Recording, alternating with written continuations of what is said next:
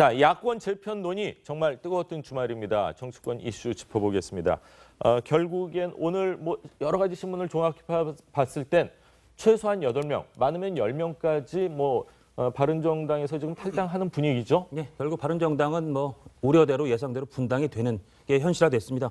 어젯밤에 8시부터 4시간 가까이 심야 의원총회 했는데 별로 의견 좁히지 못했고 그것도 예상된 거였죠. 소위 자강파하고 탈당파 중에서 통합파죠. 통합파는 더 이상 이제 의견 조율이 안 된다고 생각해서 들으시면 다 알만한 분들 김무성, 주호영, 김용태, 김영우, 또 이정국, 황영철 이런 꽤 유명한 국회의원들 포함한 약 8명에서 10명. 예. 그러니까 주호영 원내대표는 13일에 바른정당의 전당대회가 예정돼 있으니까 어쨌든 절차상 거기까지만 마무리하고 예. 떠난다 이렇게 시차에는 둘 가능성이 있지만 절반 정도는 떨어져 나가게 됐다. 그래서 원내 교섭단체의 지위는 상실되는 게 100% 확실해졌다. 그렇게 보셔야 될 것 같습니다. 네, 국회에서 사실 원내 교섭단체와 교섭단체 아닌 거는 하늘과 땅 차이기 때문에 10명 이외 추가로 탈당할 분들이 계실까요? 어떻게 보십니까, 고 박사님?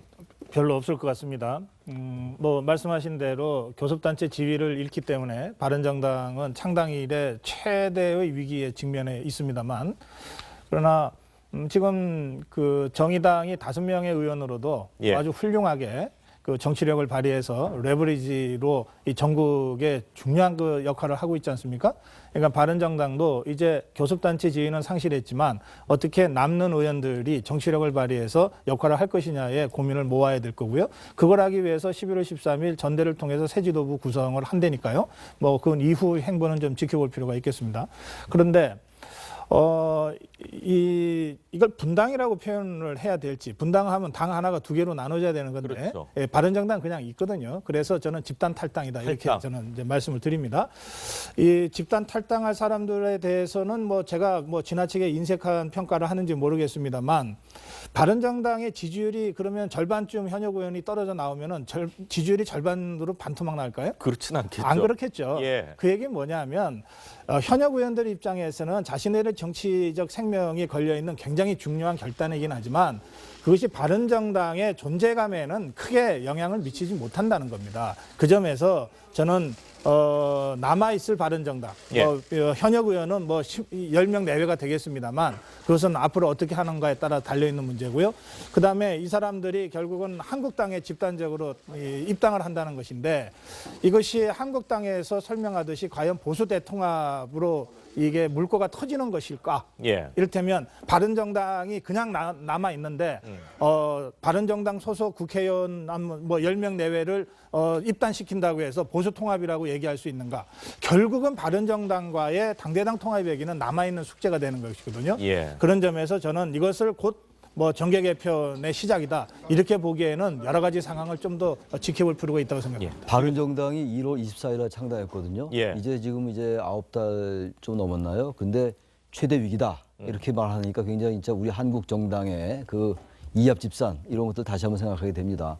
바른정당이 지금 한국당과 통합할 명분은 사실상 없어요. 왜 그러냐면 지난번에 바른정당이 나올 때는 친박과의 어떤 탄핵을 둘러싼 생각의 차이였는데 지금 사실 한국당은 보수혁신이라는 어떤 개혁 조치라든지 이런 걸 취한 게 하나도 없어요. 이제 딱 유일하게 있다면은 바른정당의 통합파들이 생각했던 박근혜 전 대통령의 출당이에요. 출당 자체가 보수 세력이 새롭게 태어나고 정책과 가치를 지향하고 이런 건 아니기 때문에 예. 사실 바른정당이 지금 일부 탈당 의원들이 한국당으로 복당하는 거군요. 이걸 보수 통합이라고 이름 붙이면 좀 안 될 것 같고 그건 제가 앞서 말씀과 좀 같은 얘기고 기본적으로 이 보수가 전체로 통합하려면은 친박 세력이 무엇을 잘못했던 것인가 그리고 지금 계속 나오고 있는 이런 국정농단의 집권당으로서 당시 집권당으로서 철저한 반성과 어떤 그런 통찰이 전제돼야 돼요. 그런 다음에 이런 통합 논의가 있는 것이 맞는데 그게 규범인데 어디 정치가 규범으로 됩니까? 예. 이제 내년 당장 지방선거를 앞두고 세를 분리겠다는 이런 정치공학적 계산이 앞서는 것이기 때문에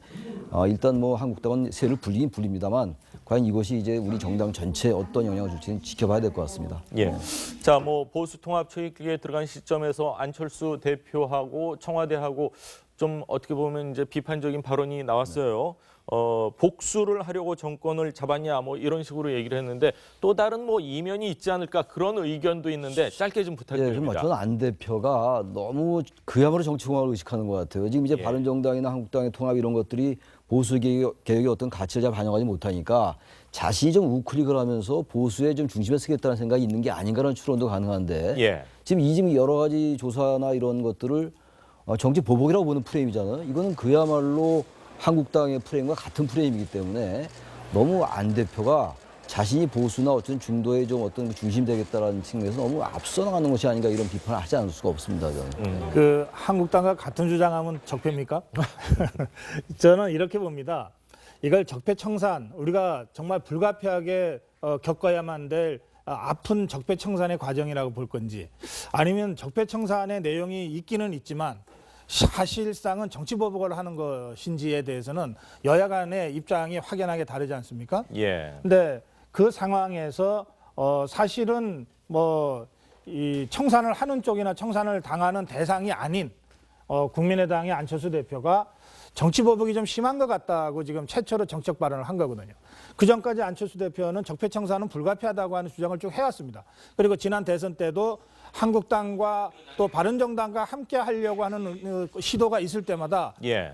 적폐연대라고 하는 공격을 받아서 주춤주춤하지 않았습니까? 그러니까 그렇게 예민한 문제인데 안철수 대표가 지금 작심하고 적폐청산도 있겠지만 그러나 정치보복의 성격이 더 강한 것 같다라고 지금 발언을 한 거거든요. 그 점에서 저는 문재인 정부 5년 내내 적폐청산만 하고 정말 정권 끝낼 수는 없지 않습니까? 예. 어느 시점인가는 정리를 해야 되는데 그렇죠. 저는 그런 정리의 시점을 정부 여당 차원에서도 고민을 해야 되고, 그리고 이거 하다 말라는 뜻은 아닙니다. 어쨌든 그 청산이 인적 청산이 아니라 제도 개혁으로까지 넘어가려면 국회의 도움이 없으면 불가능합니다. 예. 그 점에서 국회 40석 의석을 갖고 있는 당의 대표가 정치 보복이 좀 심한 부분에 대해서 지적한 것에 대해서는 바로 반론하고 반박할 것이 아니라 예. 적폐청산을 제도 개선으로 연결시키기 위한 관점에서 안철수 대표의 입장을 좀 이해하려고 하는 노력, 이것이 좀 집권 여당 차원에서 나와야 된다고 저는 생각합니다. 예, 오늘 뭐 바른정당 의원들이 많이 탈당할 것으로 예상이 되는데 남은 의원들은 과연 또 어떤 정당과 뭐 연대 내지는 통합 이야기가 나올지, 정치는 생물이라고 하는데 어떤 방향으로 이루어질지 계속해서 지켜보도록 하겠습니다. 자, 오늘 말씀 세 분 감사합니다. 고맙습니다. 너무 그야말로 정치공학을 의식하는 것 같아요. 지금 이제 예. 바른정당이나 한국당의 통합 이런 것들이 보수 개혁의 어떤 가치를 잘 반영하지 못하니까 자신이 좀 우클릭을 하면서 보수의 좀 중심에 서겠다는 생각이 있는 게 아닌가라는 추론도 가능한데 예. 지금 여러 가지 조사나 이런 것들을 정치 보복이라고 보는 프레임이잖아요. 이거는 그야말로 한국당의 프레임과 같은 프레임이기 때문에 너무 안 대표가 자신이 보수나 어떤 중도의 좀 어떤 중심 되겠다라는 측면에서 너무 앞서 나가는 것이 아닌가 이런 비판을 하지 않을 수가 없습니다. 저는. 그 한국당과 같은 주장하면 적폐입니까? 저는 이렇게 봅니다. 이걸 적폐청산, 우리가 정말 불가피하게 겪어야만 될 아픈 적폐청산의 과정이라고 볼 건지, 아니면 적폐청산의 내용이 있기는 있지만 사실상은 정치보복을 하는 것인지에 대해서는 여야 간의 입장이 확연하게 다르지 않습니까? 예. 근데 그 상황에서 사실은 뭐 이 청산을 하는 쪽이나 청산을 당하는 대상이 아닌 국민의당의 안철수 대표가 정치보복이 좀 심한 것 같다고 지금 최초로 정책 발언을 한 거거든요. 그 전까지 안철수 대표는 적폐청산은 불가피하다고 하는 주장을 쭉 해왔습니다. 그리고 지난 대선 때도 한국당과 자, 야권 재편 논의 정말 뜨거웠던 주말입니다. 정치권 이슈 짚어보겠습니다. 결국엔 오늘 뭐 여러 가지 신문을 종합해 봤을 땐 최소한 8명, 많으면 10명까지 뭐 바른정당에서 지금 탈당하는 분위기죠. 네, 결국 바른정당은 뭐 우려대로 예상대로 분당이 되는 게 현실화됐습니다. 어젯밤에 8시부터 4시간 가까이 심야 그 의원총회 했는데 별로 의견 좁히지 못했고, 그것도 예상된 거였죠. 소위 자강파하고 탈당파 중에서 통합파죠. 통합파는 더 이상 이제 의견 조율이 안 된다고 생각해서 뭐 들으시면 다 알만한 분들 김무성, 주호영, 김용태, 김영우, 또 이정구, 황영철 이런 꽤 유명한 국회의원들 포함한 약 8명에서 10명. 예. 그러니까 주호영 원내대표는 13일에 바른정당의 전당대회가 예정돼 있으니까 어쨌든 그 절차상 거기까지만 마무리하고 예. 떠난다 이렇게 시차에는 둘 가능성이 있지만 절반 정도는 떨어져 나가게 됐다. 그래서 원내 교섭단체의 지위는 상실되는 게 뭐 100% 확실해졌다. 그렇게 보셔야 될 것 같습니다. 네, 국회에서 사실 원내 교섭단체와 교섭단체 아닌 거는 하늘과 땅 차이기 때문에 10명 이외 추가로 탈당할 분들이 계실까요? 어떻게 보십니까, 고 박사님? 별로 없을 것 같습니다.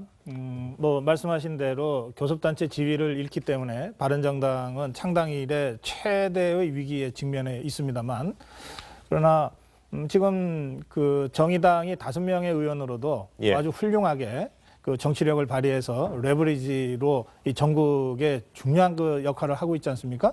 그러니까 바른정당도 이제 교섭단체 지위는 상실했지만 어떻게 남는 의원들이 정치력을 발휘해서 역할을 할 것이냐에 고민을 모아야 될 거고요. 그걸 하기 위해서 11월 13일 전대를 통해서 새 지도부 구성을 한다니까요. 뭐 그 이후 행보는 좀 지켜볼 필요가 있겠습니다.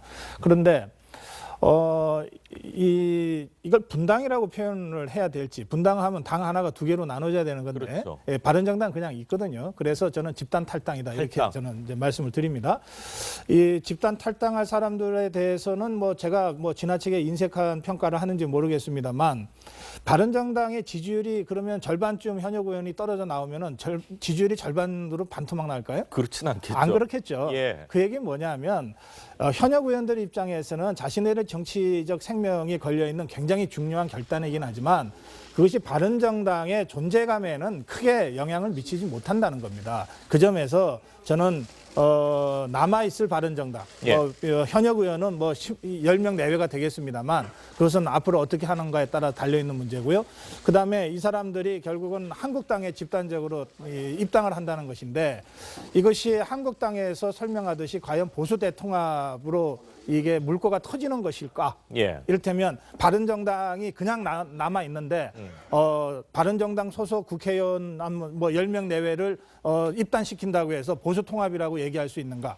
결국은 바른정당과의 당대당 통합 얘기는 남아 있는 숙제가 되는 것이거든요. 예. 그런 점에서 저는 이것을 곧 뭐 정계 개편의 시작이다 이렇게 보기에는 여러 가지 상황을 좀 더 지켜볼 필요가 있다고 생각합니다. 바른정당이 1월 24일에 창당했거든요. 예. 이제 지금 이제 9달 좀 넘었나요? 근데 최대 위기다 이렇게 말하니까 굉장히 진짜 우리 한국 정당의 그 이합 집산 이런 것들 다시 한번 생각하게 됩니다.